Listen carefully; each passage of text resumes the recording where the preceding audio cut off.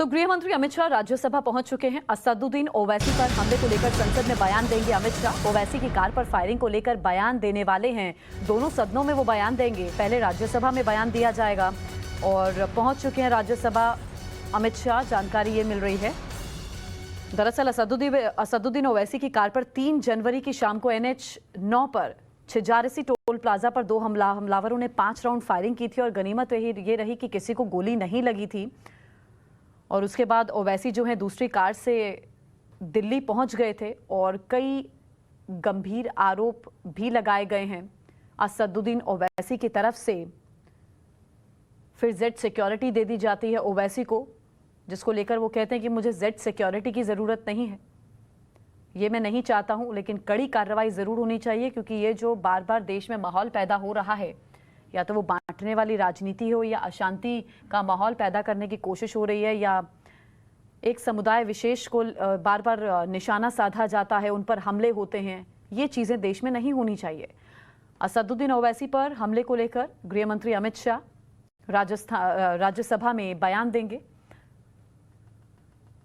दरअसल असदुद्दीन ओवैसी पर जो हमला हुआ था उसकी सच्चाई क्या है, वो सच आज देश के सामने अमित शाह रखने वाले हैं। रविकांत मेरे सहयोगी मेरे साथ इस समय लाइव जुड़ चुके हैं। रविकांत, कितने बजे जवाब देना शुरू करेंगे अमित शाह? पहुंच चुके हैं राज्यसभा? देखिए ज्योत्सना, केंद्रीय गृह मंत्री अमित शाह संसद के दोनों सदनों में इस पूरे मामले पर बयान देने वाले हैं। सबसे पहले बयान राज्यसभा में लगभग 2:30 बजे के आसपास होने वाला है। इसके साथ ही केंद्र सरकार ने ये बताया कि वो उनको सिक्योरिटी प्रोवाइड करने के लिए जेड कैटेगरी की सिक्योरिटी देने को तैयार है, लेकिन लोकसभा के अंदर असदुद्दीन ओवैसी ने ये सिक्योरिटी लेने से मना कर दिया।